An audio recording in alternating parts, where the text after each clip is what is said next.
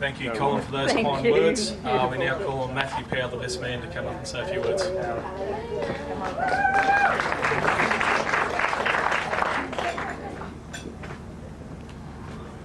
Hi guys, big crowd, bit nervous. I might use some notes as well. I thought I'd start off with my first memory of Sean. As a lot of you know, we've known each other a very long time. So I thought about this week, and funnily enough, what I settled on, we were in primary school, I think we're in grade 3, and I was picking on one of the boys. And Sean took a bit of a disliking to that, punched me in the eye with a pointy knuckle. My eyes swelled up and went all watery. I might have even been on my backside. And I can remember thinking, you shouldn't bully people. Even your good mates won't stand by you. I definitely did learn that day, but I guess probably in hindsight, Sean probably learned something as well. You shouldn't punch your best man in the face. Because since that day, I have been correlating all the information about this and controversial things that Sean has done. He's asked me to keep it fairly quick, so I've just made a couple of notes.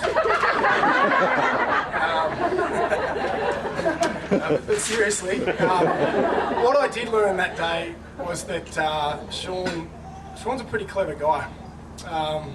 His brain works at a very good pace. If the room was silent right now and you could only hear Sean's brain, it'd probably sound a little bit like, I don't know, very quick. Sean always evaluates a situation. He's always the first to evaluate a situation, and he's always the first to make the right decision. And perhaps the best decision that Sean's made today would be Beck.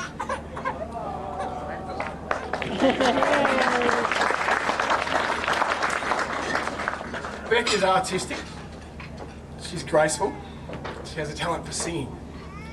Sean is also artistic. I couldn't necessarily say that he was graceful. Sean has a talent for accidents and broken bones.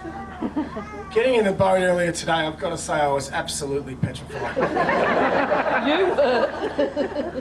A boat is just about the only thing that Sean hasn't fallen off or out of to break a limb. Beck is a wonderful girl. Beck, just, if you don't mind, put your hand on the table for me. Beautiful. Sean, take your hand, put that on Beck's hand. How does that feel? Great? Enjoy that, mate.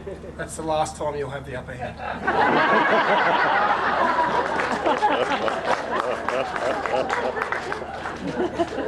Beck has a terrific family, and so does Sean. I've had the privilege of knowing Sean's immediate family and his extended family for most of my life, for all of my life. So I thought I would make some suggestions and give some advice to Beck today in entering the O'Sullivan family. Just a few things that you should know about them that may help you, in different situations. If one of them yells, "Go behind," or in a sexy voice, "Go behind," don't panic. He just wants the dog to push the sheep up to the gate. If they talk about a merry wogger, they're not talking about the happy Italian bloke down the street. Merry wogger's up that way. I guess the next thing I'd like to say is that if Carlton win the premiership, lock Sean in a padded room. He's likely to hurt himself, possibly somebody else, and he'll definitely break something. So padded room could happen soon. By the way, they're travelling. Finally, I'd just like to say, if you were to characterise the themes of today, I think what comes through is that it's a beautiful, rural setting. Family and friends are put first, and their comfort is important.